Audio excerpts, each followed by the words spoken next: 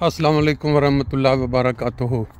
आज 26 जून 2025 है और यहाँ फ्रैंकफर्ट जर्मनी में आगाज़ में एक दो मंज़र आपने देखे, ऊंची बिल्डिंग्स। यहाँ पे जो हुकूमतें हैं ये अवाम का दिया हुआ टैक्स का पैसा बाहर दूसरे ममालिक में जाके अपने प्राइवेट लोग जो सियासतदान उनके नामों पे जमा नहीं करवाती, बल्कि हुकूमत का ये होता है कि जो पैसा गवर्नमेंट ने जमा किया होता है अवाम से वो उन्हीं पे लगाती हैं। अब ये बड़ी बड़ी बिल्डिंग्स आपने देखी, ये बालकोनी है जो नॉर्मल ओपन होती हैं, काफ़ी खुली हिस्सा घर का, उन्होंने बालकोनी को किनारे के ऊपर शीशे लगा के उनको भी एक कमरे की तकरीबन शक्ल दे दी है। क्यों कि जब सख्त सर्दी पड़ती है तो उससे जो ठंड अंदर आती है घर को ठंडा करती है, उसको भी उन्होंने उससे बचने का इंतज़ाम कर दिया है।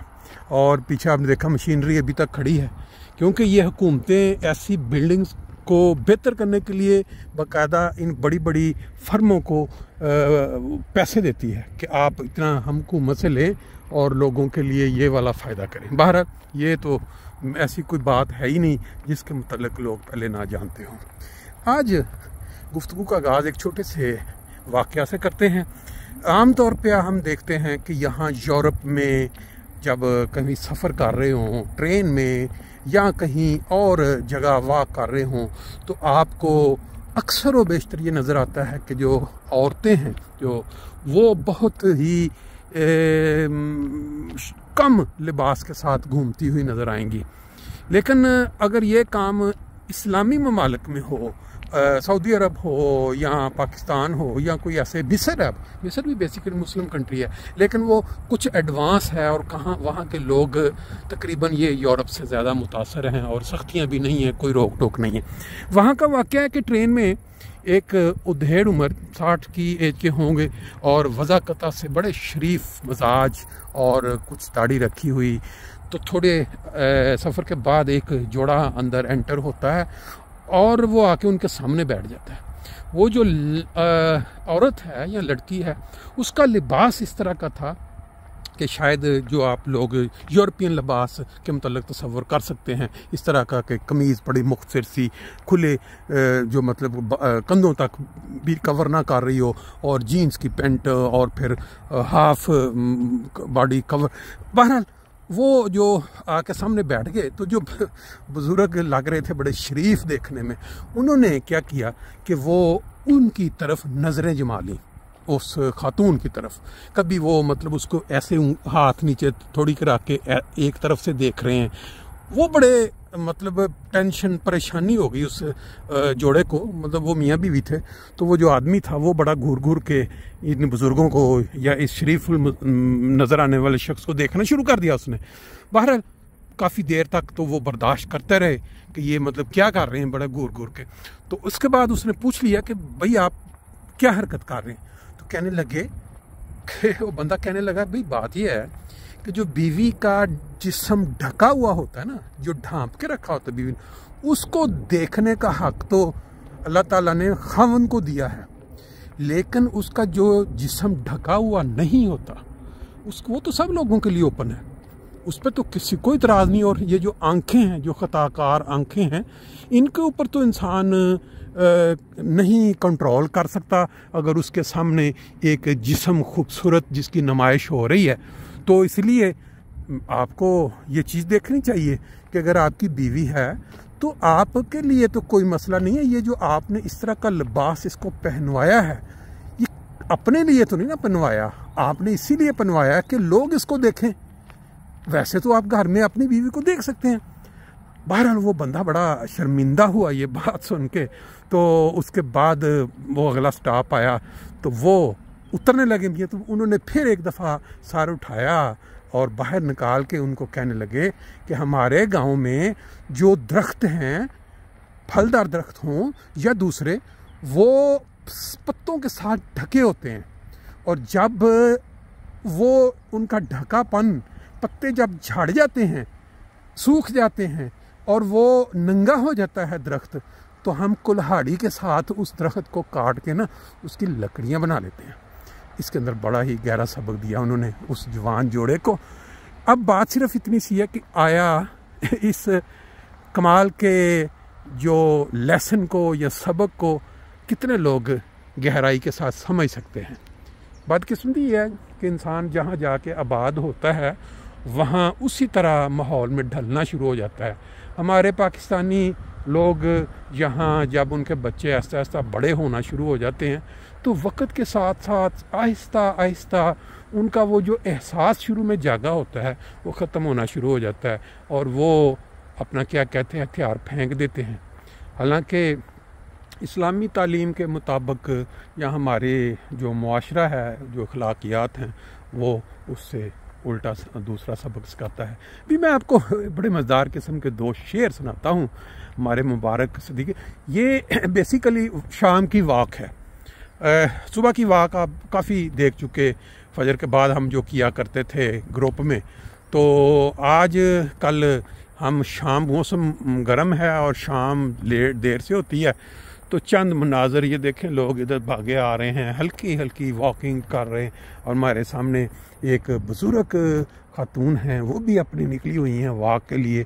इन लोगों में ये बड़ा इस चीज़ का आगही है कि जिस बंदे ने मूवमेंट करनी है उसकी ज़िंदगी आगे चलनी है।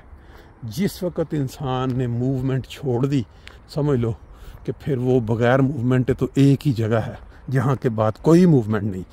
तो इसको मद्देनज़र रखते हुए कोशिश करें। तो मैं आपके साथ एक बड़ा मज़ेदार सा शेर जो है मुबारक सदीक़ साहब वो शेयर करता हूँ, बाकी फिर बातें 1-2 और। वो ना उनकी तबीयत में मज़ा और मौका की मुनासबत से बाज़ का ऐसे अशार आ जाते हैं कि जिनको पढ़ के इंसान एंजॉय करता है। तो उन्होंने किसी जगह लिखा, खेत की मट्टी में जैसे खाद होनी चाहिए, खेत की मिट्टी में जैसे खाद होनी चाहिए, इस तरह शायर की खातिर दाद होनी चाहिए। मतलब ये शायर जो है कहते हैं जिस तरह मुर्गी को जब अंडा आया होता है तो वो जगह ढूंढती फिरती है कि मैं अब कहाँ जाके अंडा दूँ।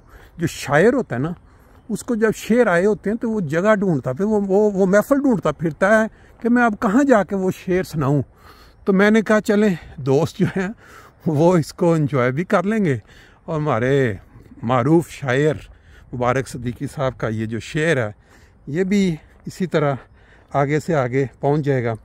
फिर लिखते हैं, शायरों से काम लेना हो तो फिर है लाजमी, शायरों से काम लेना हो तो फिर है लाजमी, एक आधी नज़म उनकी याद होनी चाहिए।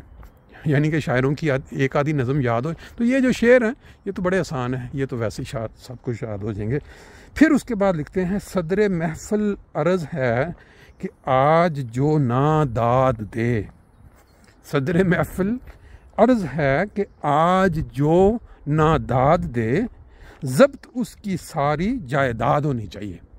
ये होता है शायर की जो दिली ख्वाहिश कि अगर दाद ना मिले तो वो उनका कहाँ तक सोच पहुँच सकती है, उनकी जायदादें भी ज़ब्त हो जानी चाहिए।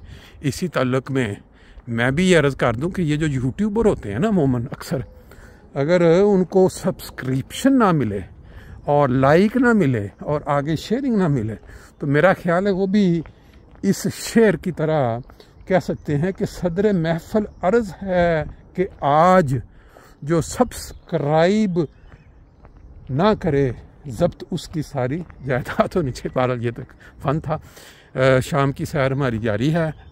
अभी एक चीज़ मैं इसमें ऐड कर देता हूँ एंड पे कि हमारे जर्मनी के अंदर जो ह्यूमैनिटी फर्स्ट का शोबा है, माशाल्लाह बहुत ही ज़्यादा मेहनत के साथ अपनी जो टारगेट्स हैं, जो अपनी मनाजिल हैं, जो तय करते हैं वो साल के शुरू में, वो हासिल कर रहे हैं, बल्कि उसके ऊपर जा रहे हैं। अब इसमें कामयाबी के पीछे राज क्या है? तो ये भी आम एक तंजीम है जो इंसानियत की खिदमत के लिए लोगों के आगे हाथ फैलाती है कि भाई आएँ, जो लोग तकलीफ़ में हैं, दुनिया में ज़लज़ले भी आते हैं, सैलाब भी आते हैं, जंगें भी लगती हैं और गुर्बत वैसे ही है, कई जगहों पे पानी नहीं है, स्कूल नहीं है, बहुत सारे मसाइब दुनिया में। लेकिन देखने वाली बात यह है कि ईमानदारी के साथ कितनी ऐसी तंजीमें हैं जो लोगों से डोनेशन लेके वो आगे मदद के लिए पहुंचती हैं, और ये भी लोगों को इत्मीनान हो कि इसमें से जो पैसा इकट्ठा हुआ है, जो हम दे रहे हैं, वो ईमानदारी के साथ वहाँ लग रहा है। उसमें से एक ह्यूमैनिटी फर्स्ट है, जिसके मुतल्लिक़ मैं ये कह सकता हूँ कि हमारे प्यारे आका जो कि अल्लाह ताला की तरफ से आज के ज़माने में जो दुनिया में मसाइब, मुसीबतें या जंगों का इत्मीनान, उनको रोकने या उनको आगे पोस्टपोन करवाने में उनकी दुआओं का बहुत बड़ा। दुनिया सो रही होती है, हमारे प्यारे आका रात को उठ के दुनिया के बचाने के लिए, उनकी क्या कहते हैं बुराइयों से, उनकी ज़्यादतियों से दुनिया को महफूज रखने के लिए दुआएं मांग रहे होते हैं। ये जो ह्यूमैनिटी फर्स्ट है, इसके मुतल्लिक़ एक दोस्त बता रहे थे कि प्यारे आका ने किसी को फरमाया कि ये बाकी जितनी तंजीमें हैं जमात में, वक्फ़ जदीद, तहरीक जदीद के जो शोबाजात हैं, ये तो जमाती इकट्ठे हैं, लेकिन ये जो ह्यूमैनिटी फर्स्ट है, ये मेरा शोबा है, ये मेरे अंडर है। तो इसकी और इससे ज़्यादा। और दूसरी एक और चीज़ बड़ी हैरान कुन, जो पहले आम तौर पे लोगों को नहीं पता, कि जो लोग इसमें डोनेशन करते हैं ह्यूमैनिटी फर्स्ट में, आपको पता है कि सदकात का कितना बड़ा जो क्या कहते हैं अफादियत बयान हुई है मुख्तलिफ हदीसों में, कि इन सदकात जो हैं वो आफात को टालती हैं। तो इसके अंदर जो लोग डोनेशन करते हैं खुदा ताला की नज़र में, क्योंकि खलीफा वक्त की ज़ुबान से ये अल्फाज निकले हैं कि ये सदकात हैं, यानी इंसान की जो बलाएँ टाल दी जाती हैं, इंसान के जो मसाइल हैं, तो इसमें आप बढ़ चढ़ कर हिस्सा लें, और खुदा ने इसमें बरकत क्या रखी। मैं आपके साथ अभी एक शेयर करूंगा, एक तस्वीर भी शेयर करूंगा। जर्मनी के अंदर इस तंजीम ने जितनी कामयाबी हासिल की है, कैसे की है। एक स्कूल है जर्मनी में, वहाँ एक अहमदी बच्चा पढ़ता है, तो उसने भी अपने स्कूल में कहा, यहाँ स्कूलों में ना बच्चे हर साल या कोई सालों बाद एक प्रोग्राम रखते हैं कि हम मिल के कोई केक बना के ले आता है घर से, कोई कुछ वालदैन, वो फिर एक उस दिन उन्होंने प्रोग्राम रखा होता है, वालदैन भी आते हैं, लोग भी उनको दावत दे, तो उसमें जो पैसे इकट्ठे होते हैं डोनेशन के लिए, वो फिर किसी तंजीम को देते हैं कि भाई हम मदद करना चाहते हैं। जिस तरह हमारी चैरिटी वॉक होती है जर्मनी में, पूरी जर्मनी के मुख्तलिफ इलाकों में, कभी जमाती तौर पे खुदामों की तरफ से होती है, कभी इंसानों, तो उसमें हज़ारों की मालियत के जो चंदे इकट्ठे होते हैं, वो फिर यहाँ तो कैंसर जो वाले जो बच्चे हैं, बड़े हैं, उनके इलाज पे जो रिसर्च होती है, मतलब उनको डोनेशन दी जाती है, ह्यूमैनिटी फर्स्ट को हिस्सा दिया जाता है, और जिस चीज़ का नज़र आ रहा हो कि मुकामी लेवल पे कोई हॉस्पिटल है। इसी तरह ह्यूमैनिटी फर्स्ट पूरी दुनिया के अंदर है। इसकी मैंने डिटेल एक दूसरी वीडियो में बताई थी कि कितने करोड़ इंसानों तक मुख्तलिफ ज़िंदगी के जो शोबाजात में मदद चाहिए होती है, उसमें अभी तक की जा चुकी है। तो ये बच्चे ने वहाँ स्कूल में बात की, उन्होंने प्रोग्राम रखा, और 8,900 और कुछ यूरो जो तस्वीर में लिखा हुआ वो उन्होंने उस बच्चे के हवाले किए कि ये आप जाके तो ह्यूमैनिटी फर्स्ट वालों को जो हमारे स्कूल की तरफ से दे दें।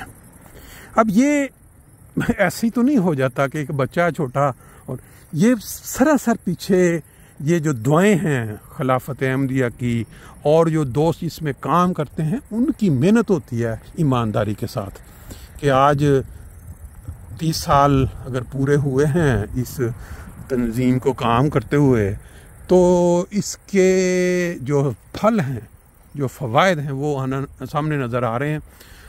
उम्मीद है कल एक प्रोग्राम है इनका, उसमें इंशाल्लाह कोशिश करके शामिल होंगे, और आपको इनकी अभी तक की जो मसाई, जो कोशिशें और जो रिज़ल्ट आए हैं, उसके मुतल्लिक़ मज़ीद इतला देंगे।